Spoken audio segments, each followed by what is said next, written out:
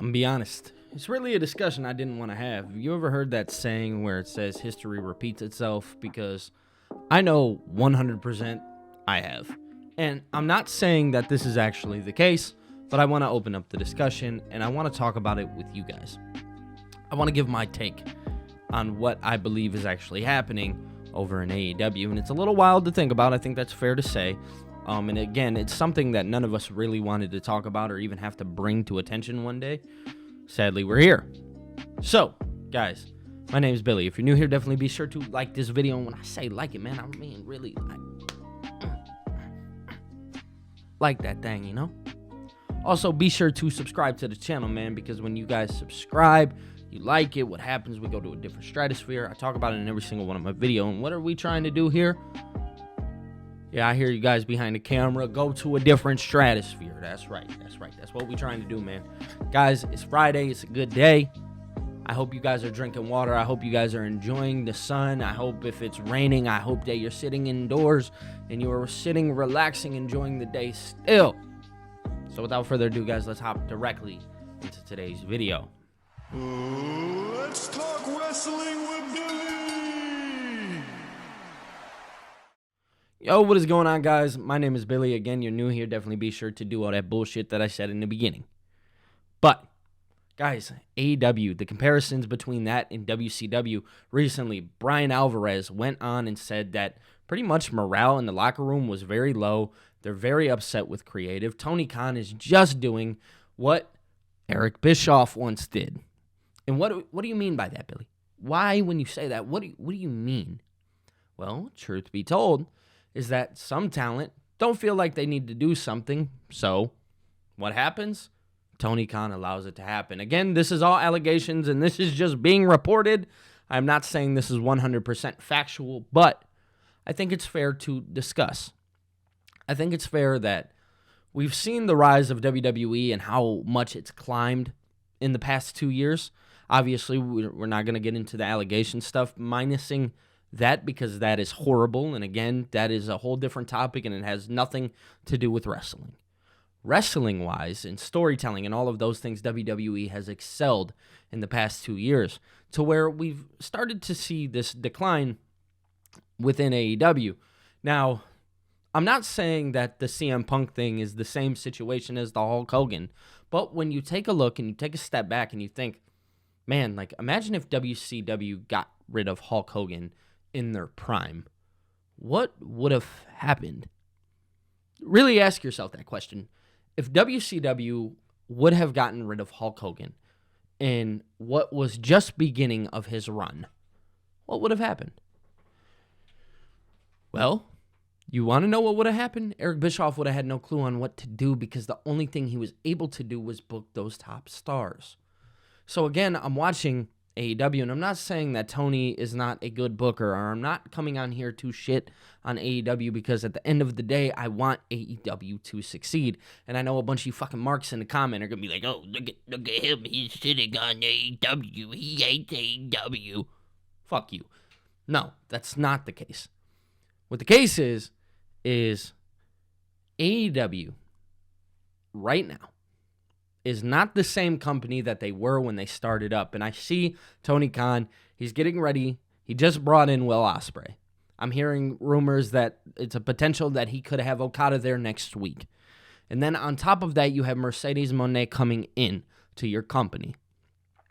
I'm here to tell you that those are three huge names that you cannot flop. But you also have other huge talent that you need to get back on board with. Jon Moxley, Bryan Danielson, Claudio Castagnoli, Malachi Black, Buddy Matthews. I can continue on. There are numerous names. Those are just some. Miro.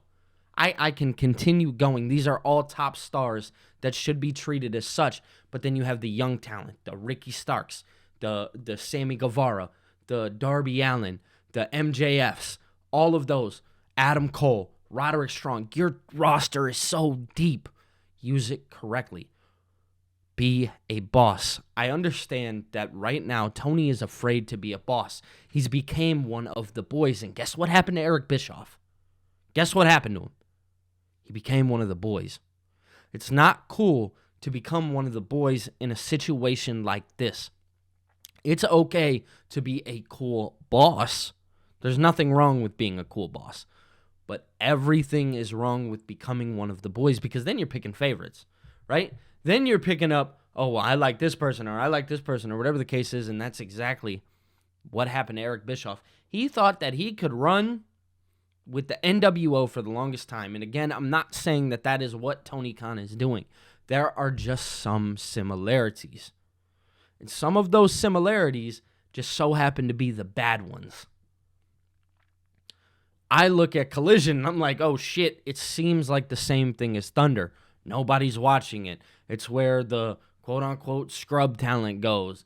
Same as Rampage. Dynamite is used to develop some of the stories. Collision, my personal take, is one of the best shows, but how it's viewed as is a scrub show. I'm going to be honest. I'm going to say the shit that you guys don't want to say, but I'm saying it out loud. So yes, Collision is viewed as a scrub show when it's one of the best shows being put on right now.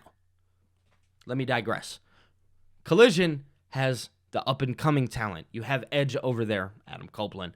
You have him over there doing the Copeland Open, where he's allowing these young talent, Lee Moriarty, Griff Garrison, all these guys to come out and showcase their talent against him.